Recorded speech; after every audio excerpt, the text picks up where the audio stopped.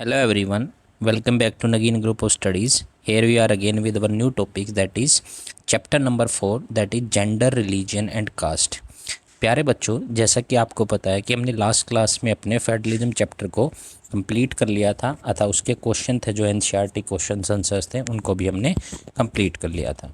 आज हम अपना चैप्टर नंबर 4 स्टार्ट करने वाले हैं जिसमें हम पढ़ेंगे जेंडर, रिलीजन एंड कास्ट के बारे में कि जेंडर, रिलीजन, कास्ट का हमारी सिविक से किस तरीके से रिलेशन होता है और कैसे पॉलिटिक्स में जेंडर, रिलीजन और कास्ट का इस्तेमाल करके वेरियस पॉलिटिकल एक्टिविटीज़ को अंजाम दिया जाता है।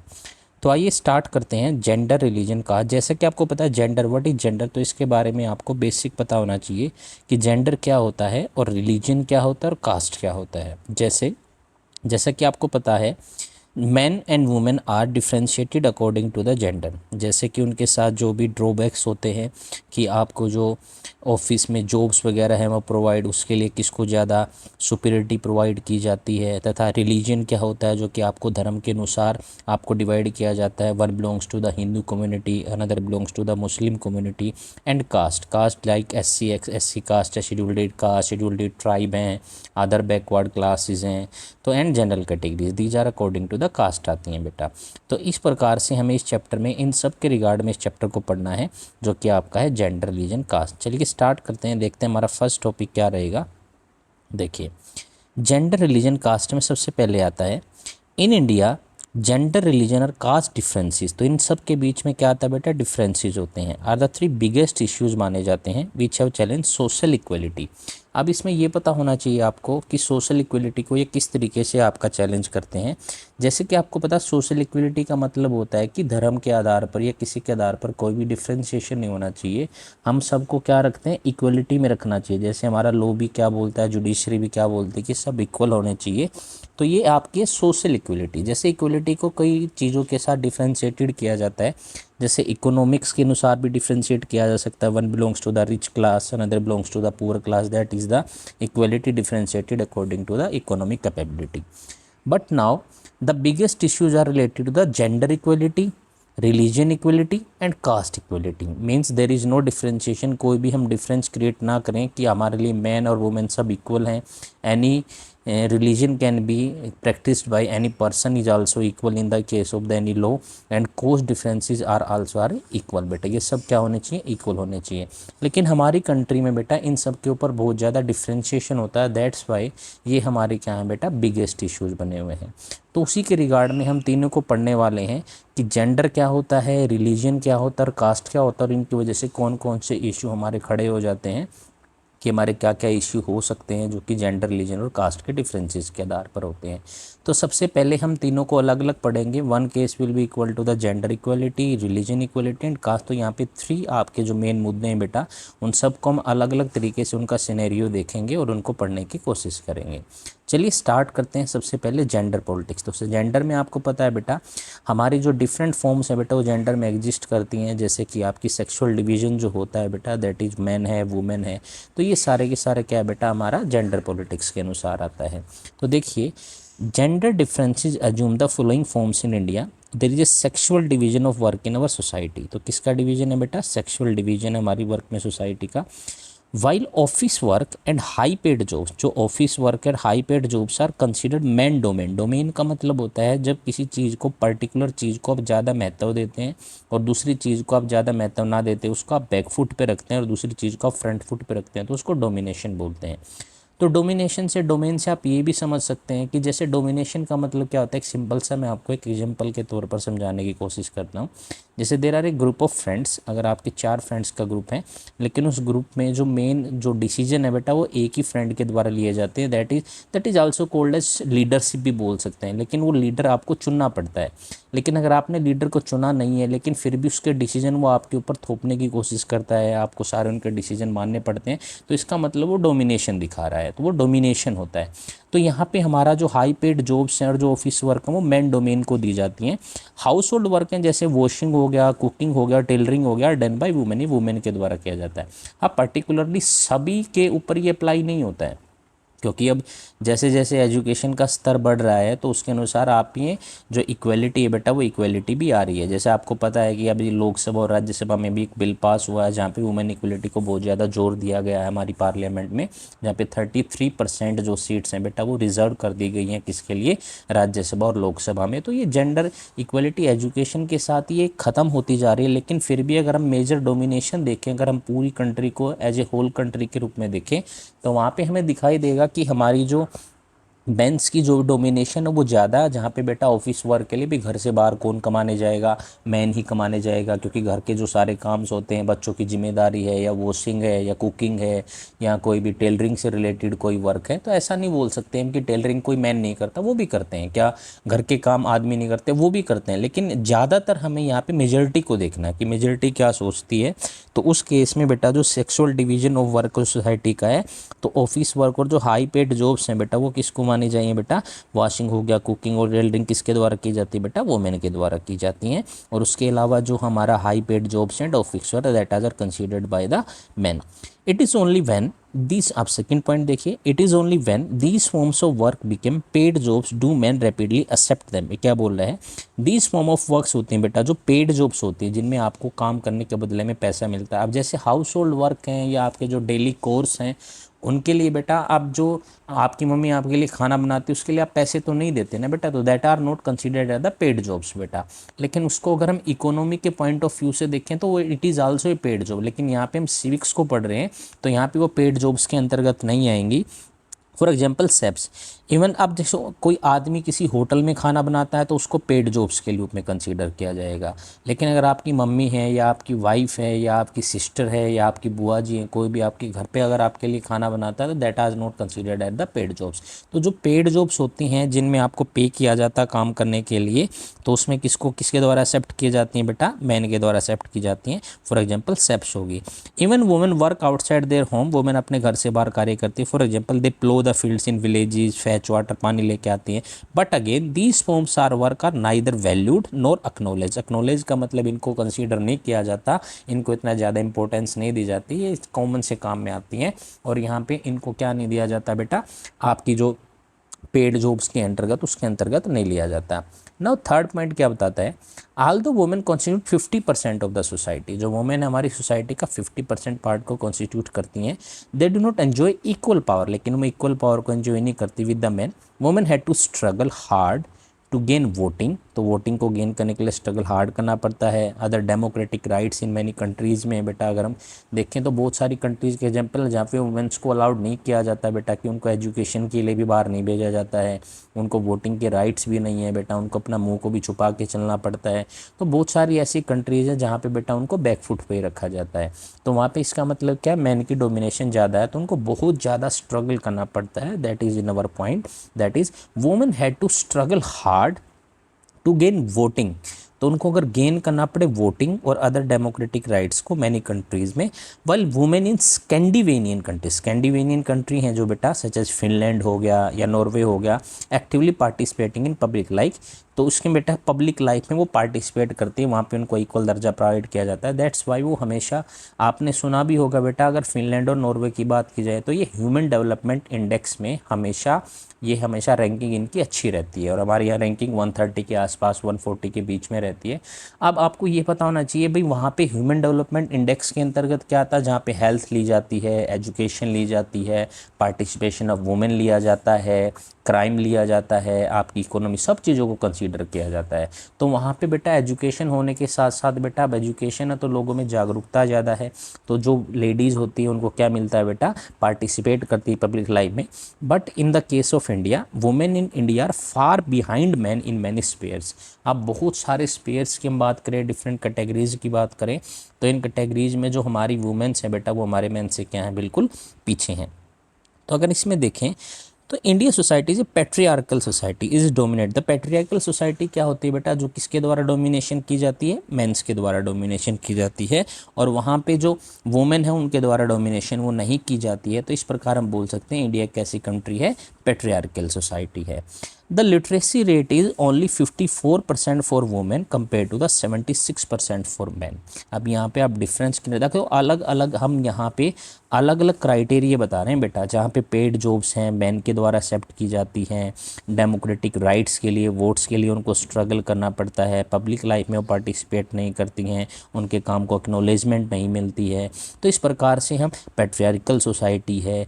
तो इसी प्रकार से एक लिटरेसी रेट का भी केस आता है, जहाँ पे अगर हम वुमेन को देखें तो वो कितनी है 54% है, और अगर हम मैन को देखें तो कितना है 76% है। That is quite a large difference. At the school level Aldous girl perform better than boys. अब स्कूल लेवल पे तो गर्ल्स क्या करती हैं, बेटर परफॉर्म करती है। आप खुद भी देख सकते हैं कि जो टॉपर्स वगैरह होती हैं या मेडिकल स्टूडेंट्स वगैरह होती हैं, तो गर्ल्स का अगर हम एवरेज निकाल लें, एवरेज की बात हो रही बेटा यहाँ पे, मैं बिल्कुल भी यहाँ पे वो डिफरेंस क्रिएट नहीं करा जहाँ पे आप एक या दो लड़की के बारे में सोचते हो या बोलते हो कि मेरी क्लास में तो कोई बॉय ही टॉपर है, तो आप ऐसा कैसे बोल सकते हैं। लेकिन अगर मैं मेजॉरिटी को देखूँ स्कूल लाइफ में, तो गर्ल्स का जो रिजल्ट होता है बेटा वो हमेशा बॉय से अच्छा रहता है, परफॉर्म बेटर करती हैं। The drop out during higher education. लेकिन अब यहाँ पे फिर डोमिनेशन आ जाता है, फिर वही इनक्वालिटी आ जाती है। हायर एजुकेशन की जब बात आती है बेटा, जब कॉलेज लाइफ की बात आती है, तो वहाँ पे उनको ड्रॉप आउट करना पड़ता है और उनको प्रिपेयर किया जाता है बेटा, क्योंकि उनमें ना वहाँ पे जो पैसे स्पेंड किए जाते हैं बॉयज़ के ऊपर ज़्यादा किए जाते हैं। जैसे for example they drop out during the higher education as parent prefer to spend money on educating boys. बेटा तो किसके ऊपर प्रेफर करना चाहते हैं बेटा, वो बॉयज़ के ऊपर ज़्यादा प्रेफर करते हैं। Only few womens are currently working in highly paid job. कुछ ही होती हैं बेटा जो वुमेन्स, कुछ ही परसेंटेज हमारा पार्ट होता है जो हाईली पेड जॉब्स में वुमेन क्या करती हैं, पार्टिसिपेट करती है। Although the equal wages act lays down and equal wages should be given both end. तो हमें क्या बेटा, इक्वल वेजेज एक्ट, हमें एक एक्ट आया था बेटा जो गवर्नमेंट के द्वारा प्रोवाइड किया गया था। And what is the equal wages act? According to this act for the same work the man and women should be pay equal. तो उनको क्या पे करना चाहिए, इक्वल।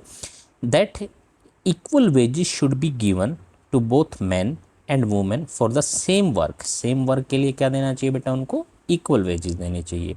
तो women are still paid less than man, लेकिन womens को क्या दिया जाता है। अब यहाँ पे देखिए, यहाँ पे फिर इनइक्वालिटी आती है।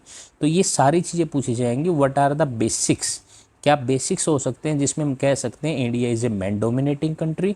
तो वहाँ पे आप लिटरेसी का केस भी ले सकते हो, वहाँ पे हाईली पेड जॉब्स का केस भी ले सकते हो, और यहाँ पे इक्वल वेजेस का केस भी ले सकते हो। Although the work is same but womens are paid less as compare to man, that is also the case of inequality. काम सेम है लेकिन वुमेन को जो पे किया जाता है वो पे क्या किया जाता है बेटा, लेस पे किया जाता है। तो ये भी क्या है बेटा, एक इनइक्वालिटी का है। तो यहाँ पे equal wages should be given to both man and women for the same work. तो उनको इक्वल, हमारा जो इक्वल वेजेज एक्ट है वो बोलता है कि उनको इक्वल वेजेज मिलने चाहिए, लेकिन उसके बावजूद बेटा मेंस को ज़्यादा दिए जाते हैं और वुमेन्स को क्या दिए जाते हैं, कम दिए जाते हैं। As the Indian society is patriarchal many girls are about many girls are aborted resulting in decline in the child sex ratio। अब इंडिया एक पेट्रियार्कल है, मैन डोमिनेशन कंट्री है। Many girls are aborted, aborted का मतलब क्या बेटा, उनमें abortion करवा लिया जाता है। Decline in the child sex ratio, जिसमें जो हमारा चाइल्ड सेक्स रेशो है उसमें क्या आ जाता है बेटा, एक डिक्लाइन आ जाता है। कहने का मतलब जितने लड़के पैदा होते हैं उससे लड़कियां की जो मात्रा होती है पैदा होने में कम होती है। The child sex ratio is the number of girl. तो अगर चाइल्ड सेक्स रेशो पूछे तो नंबर ऑफ गर्ल पर चाइल्ड पर 1000 बॉय। अगर 1000 लड़के पैदा हुए हैं तो उसमें लड़कियां कितनी पैदा हुई हैं बेटा, तो उसके बारे में बात आती है कि हमारे लड़कियां कितनी पैदा हुई हैं, तो चाइल्ड सेक्स रेशो के अंतर्गत आता है। Domestic violence against women and the physical and mental harassment of women and office place are some issues. ये कुछ इश्यूज है which most women face in the country, जो बहुत सारी वुमेन क्या करती हैं बेटा कंट्री में फेस करती हैं। तो यहाँ पे देखिए, अब दूसरा यहाँ पे एक और आ रहा है बेटा कि हमारे जो कंट्री में क्या आता है बेटा, फेस किया जाता है किसके द्वारा बेटा, Violence against women and physical and mental harassment of women at the office place are some issues which women face in the country। तो डोमेस्टिक वायलेंस भी क्या है बेटा, जो वुमेन के द्वारा फेस किया जाता है। फिजिकल और मेंटल हरासमेंट है वुमेन की जो ऑफिस प्लेस पे फील की जाती है, which most women face in the country, जो बहुत सारी वुमेन क्या करते हैं बेटा कंट्री में फेस करती हैं। तो यहाँ पे हमने अलग अलग तरीके से यहाँ पे क्या क्या पढ़ा है बेटा हमने, कि यहाँ पे sexual division of work in society में क्या बेटा, ऑफिस वर्क हैं, high paid jobs consider man को की जाती हैं। उसके अलावा वुमेन जो बाहर की पेड जॉब्स हैं मैन के द्वारा एक्सेप्ट की जाती हैं। इक्वल पावर नहीं मिलती, डेमोक्रेटिक राइट्स और वोट्स के लिए उनको क्या करना पड़ता है बेटा, स्ट्रगल करना पड़ता है। लेकिन ऐसा कुछ अगर एक्सेप्शन की बात की जाए तो कुछ सेकेंडिवेनियन कंट्री हैं, for example Finland and Norway, जहाँ पे बेटा वो पब्लिक लाइफ में पार्टिसिपेट करती हैं और जहाँ पे वुमेन क्या बेटा बहुत ज़्यादा फार बिहाइंड है स्पेस के द्वारा। तीसरा है बेटा लिटरेसी के रेट में जो एक ह्यूज डिफरेंस है between the men literacy and the women literacy. For example school level पे गर्ल्स क्या करती हैं, परफॉर्म बेटर करती हैं, they drop out during the higher education as parent prefer to spend money on the educating boys. Only few womens are country working in the highly paid jobs में क्या करते हैं बेटा, हमारी जो वुमेन्स हैं उनको क्या मिलता है बेटा, पेड जॉब्स में हाईली एक्टिवेशन नहीं मिलता है। तीसरा है बेटा, उसके बाद क्या आता है, चाइल्ड सेक्स रेशो में भी जो गर्ल्स हैं बेटा वो किससे पीछे रह जाती हैं बेटा, बॉयज़ से पीछे रह जाती है, अबॉर्शन हो जाते हैं, तो जो हमारा चाइल्ड सेक्स रेशो बेटा वो भी क्या है, कम है। और उसके बाद है बेटा फिजिकल और मेंटल हरासमेंट भी वुमेन्स को फेस करना पड़ता है। तो इस प्रकार से हम बोल सकते हैं, ये कुछ हमारे पॉइंट्स थे जिसके द्वारा हम बोल सकते हैं कि हमारे देश में जेंडर इनइक्वालिटी एग्जिस्ट करती है। तो इसके क्वेश्चन क्या बन सकता है, क्वेश्चन यही बन सकता है कि what are the basics and what are the, जो नींव है वो क्या है, बेसिक्स क्या है, जिसके द्वारा हम बोल सकते हैं कि हमारी इंडिया एक पैट्रियार्कल कंट्री है जहाँ पे जेंडर इक्वलिटी, हमारी जो जेंडर इनइक्वालिटी एग्जिस्ट करती है, तो उसके बेसिक्स क्या, उसकी फॉर्म्स क्या क्या, तो किसके आधार पर आप बता सकते हैं कि मेंस में और वुमेन्स में क्या किया जाता है बेटा, मतलब हर वो किया जाता है कि उनके बीच में डिफरेंस क्रिएट किया जाता है। तो इस प्रकार से हम बोल सकते हैं कि ये हमारे कुछ बेसिक्स थे जिसमें जेंडर पॉलिटिक्स में हम डिफरेंसेस एज्यूम करते हैं। तो उसके बाद हमारा अब नेक्स्ट आता है पॉलिटिकल रिप्रेजेंटेशन ऑफ वुमेन बेटा। तो पॉलिटिकल रिप्रेजेंटेशन के बारे में पढ़ेंगे कि हमारे जो वुमेन्स हैं वो किस तरीके से पॉलिटिकल रिप्रेजेंटेशन को एग्जिस्ट करती हैं, तो उसके बारे में सारा हम पढ़ने वाले हैं। It has to be realise that until women get an adequate representation, तो एडिक्वेट का मतलब होता है बेटा पर्याप्त होना, तो उनको अगर एडिक्वेट रिप्रेजेंटेशन नहीं है लेजिस्लेचर ऑफ देयर कंट्री में, there condition will not improve, तो उनकी कंडीशन क्या नहीं होगी बेटा, इंप्रूव नहीं होगी। तो इस पॉइंट को हम कंसीडर कर सकते हैं हमारी करंट सिचुएशन के साथ भी।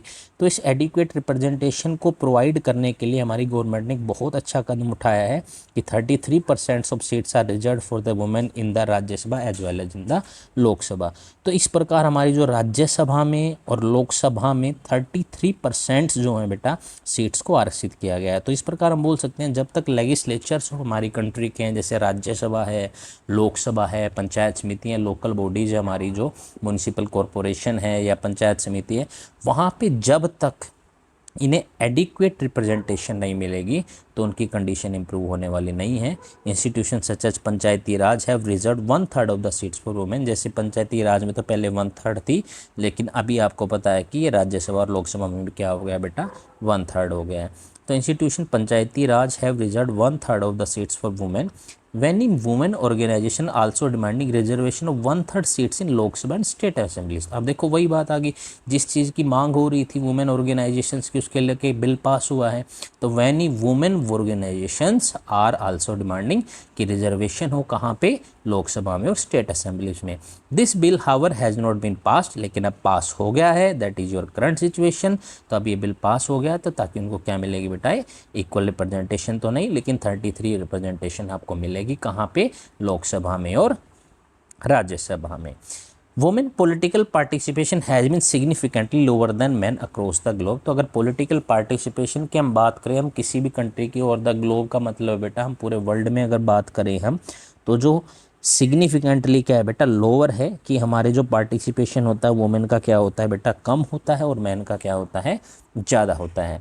Women wellbeing can be improve by providing them political power. तो हमें वुमेन को अगर हमें प्रोवाइड करना है क्या, political power, placing them in decision making, किसमें बेटा, डिसीजन मेकिंग, ताकि कुछ डिसीजंस हैं जिसमें बेटा आपकी वुमेन्स भी क्या कर पाएँ, पार्टिसिपेट कर पाएँ, and law making roles in society में। When women gain power they will devote their efforts, तो वो क्या करेंगे बेटा, एफर्ट्स को डिवोट करेंगी टू मीटिंग वुमेन डिमांड्स और finding answer to their challenges, ताकि वो बेटा क्या करेंगे, एफर्ट्स को मीट करेंगे और फाइंडिंग करेंगे आंसर्स और चैलेंजेस को। देखिए अब आगे क्या बोलना चाह रहा है ये, women political participation India is lower than global average. अगर हम पूरे के पूरे वर्ल्ड को अगर हम कंसीडर करें और उसमें एवरेज निकालें, एवरेज का मतलब होता है बेटा कि पूरे बाकी देशों में किस तरीके का रिप्रेजेंटेशन है, तो इंडिया में वो पार्टिसिपेशन क्या है बेटा, लोअर है। In India women makeup 10% of legislators. अगर लेजिस्लेटर्स की बात करें हमारी स्टेट असेंबलीज में तो 10% है कंपेयर टू 19% ग्लोबली। लेकिन ग्लोबली वर्ल्ड में क्या है बेटा, जो पार्टिसिपेशन है वो 19% है। तो इस आधार पर हम बोल सकते हैं लगभग ये आपका हाफ ही है कि जितना ग्लोबली में है बेटा उसका कितना है बेटा 10% है। In India women are under represented in state legislature में अंडर रिप्रेजेंटेड है ओनली रफली 5% ऑफ द पॉपुलेशन। कितना है बेटा 5% ऑफ पॉपुलेशन का जो हमारी क्या है बेटा लेजिस्लेचर में है। Panchayati raj act mandate that women candidate be 1/3 of the seats. Local bodies में जो पंचायती राज ने मैंडेट किया था, एक एक्ट आया था बेटा that is known as panchayati raj acts, जिसने मैंडेट किया था, सुधारा था, इम्प्रूव किया था कि वुमेन कैंडिडेट का जो पार्टिसिपेशन होगा लोकल बॉडीज में दैट विल बी 1/3 होगा। But women participation in municipalities and panchayat raj increase as a result of this, जिसके कारण उनका पार्टिसिपेशन क्या हुआ था बेटा इंक्रीज हुआ था। और प्रेजेंट के सिनेरियो में भी बेटा जो पंचायती राज और म्यूनसिपलिटीज हैं उन सब में 1/3 ऑफ वुमेन की सीट्स क्या हैं रिजर्व हैं जहाँ पे वो इलेक्शंस होते हैं। However, attempts to introduce such legislation in Lok Sabha and various state legislatures have been failed। लेकिन बहुत सारे प्रयास किए गए थे, लेकिन करंट सिनेरियो में आप ऐसा नहीं बोल सकते हैं। ये आपको आगे पढ़ने के लिए मिलेगा क्योंकि जो नेक्स्ट सेशन क्लास का आएगा तो उसमें आपको सिविक्स की बुक्स में देखने को मिलेगा बेटा जो आपका प्रिंट होके आएगा कि हमारी जो लोकसभा और राज्यसभा में भी क्या है बेटा 1/3 ऑफ रिजर्वेशंस वुमेन्स को मिल गया है। और इस प्रकार से the law have never passed की जगह लिखा मिलेगा the law has been passed because political particles are able to reach in the agreement. और ये एग्रीमेंट हो गया है जो कि एग्रीमेंट पहले नहीं था।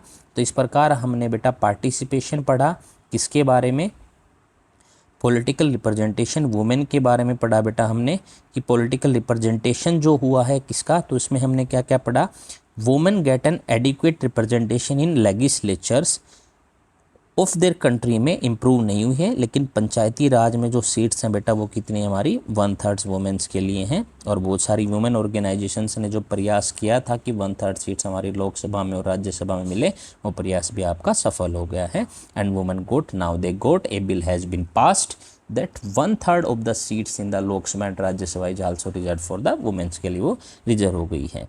वुमेन पॉलिटिकल पार्टिसिपेशन है significantly lower than man across the globe. लेकिन अगर हम ग्लोब में देखें तो पार्टिसिपेशन तो कम है, क्योंकि अगर आप ग्लोबली को भी देखेंगे बेटा, हालांकि इंडिया में तो और भी ज़्यादा कम है, लेकिन ग्लोबली में भी 19% एवरेज है बेटा, जो कि आपकी 100% से अगर आप उसको कंपेयर करेंगे तो वो कम है।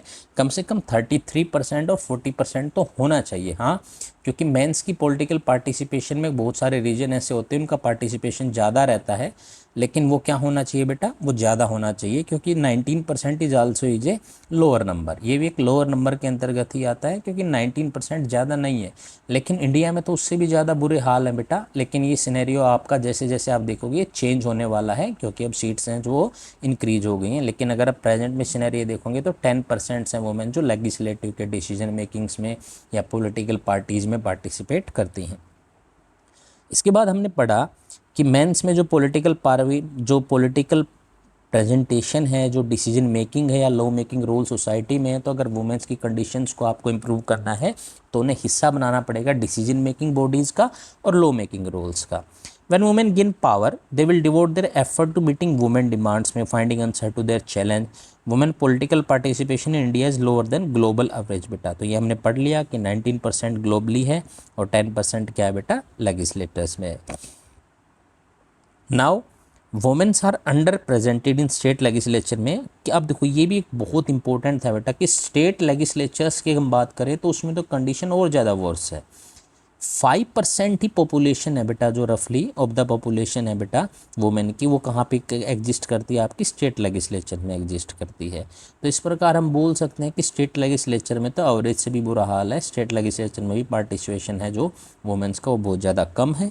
उसके अलावा आप देखिए पंचायती राज एक्ट आया था एक बेटा, ये हमने पढ़ा कि जिसमें 1/3 ऑफ सीट्स के लिए एक मैंडेटरी एक बिल पास किया गया था, जिसमें जो हमारी लोकल बॉडीज़ हैं, अब आपको ये भी पता होना चाहिए कि लोकल बॉडीज़ के अंतर्गत क्या क्या आता है। तो हमारी पंचायती राज हैं या म्यूनिसिपल कॉरपोरेशंस हैं, तो इसके अंतर्गत आते हैं बेटा। तो हमारे इसमें 1/3 ऑफ सीट्स को क्या किया गया है बेटा, इस वुमेन्स को 1/3 सीट्स को क्या किया गया है, रिजर्व किया गया है। तो इस प्रकार हम बोल सकते हैं कि वुमेन का पार्टिसिपेशन है जो म्यूनसिपलिटीज़ में और पंचायत में वो इंक्रीज हुआ है जिसके कारण। अब उसके अलावा बेटा अब इसमें एक लिखा हुआ है, ये मैंने आपको पहले ही समझा दिया है कि जो लेगिस्लेशन थे उसमें लोकसभा और वेरियस स्टेट्स में कि लेगिस्लेचर फेल्ड हो गया है। तो क्योंकि पहले क्या था, जो 1/3 सीट्स के लिए डिमांड किया जा रहा था बेटा, वो डिमांड क्या था, वो एग्जिस्ट नहीं करता था। उसमें आपकी जो 1/3 के लिए मांगा जा रहा था बेटा उसको नहीं एक्सेप्ट किया गया था, लेकिन अब उसको क्या कर दिया गया है बेटा, एक्सेप्ट कर दिया गया है।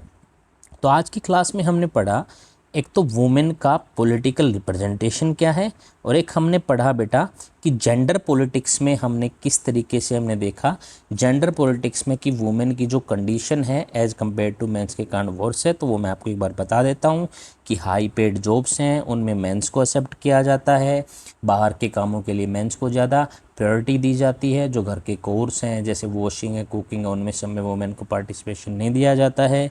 उसके अलावा जो हाई पेड जॉब्स हैं उसमें मेन को एक्सेप्ट किया जाता है। उसके अलावा बहुत सारी इक्वल पावर्स वुमेन को अपने वोटिंग और डेमोक्रेटिक राइट्स के लिए स्ट्रगल करना पड़ता है। उसके अलावा लिटरेसी रेट में भी वुमेन मेन से पीछे हैं 54% एज कम्पेयर टू द 76%। अगर हम देखें हाईली पेड जो उसमें इक्वल वेजेज भी नहीं मिलते हैं, that is also the base of the gender inequality. और उसके अलावा चाइल्ड सेक्स रेशियो भी बोल सकते हो आप, और mental harassment and physical harassment is also the case of the women participation. तो ये था बेटा आपकी क्लास का 2 टॉपिक जो आज हमने इसमें क्लास में कंप्लीट किए हैं। बाकी के जो नेक्स्ट टॉपिक हैं that is your next topic will be religious communalism and politics, ये हम अपने नेक्स्ट टॉपिक में पढ़ेंगे। और एक हम पढ़ेंगे बेटा ए सेकुलर स्टेट इंडिया, इन 2 चीज़ों के बारे में पढ़ेंगे। और उसके बाद नेक्स्ट वीडियो में हम कास्ट एंड पॉलिटिक्स के बारे में पढ़ेंगे। So thank you very much. आशा करता हूँ आपको वीडियो अच्छे से समझ में आई होगी। तो अगर आपको वीडियो अच्छी लगी तो please like and subscribe the channel. Thank you very much. Have a nice day.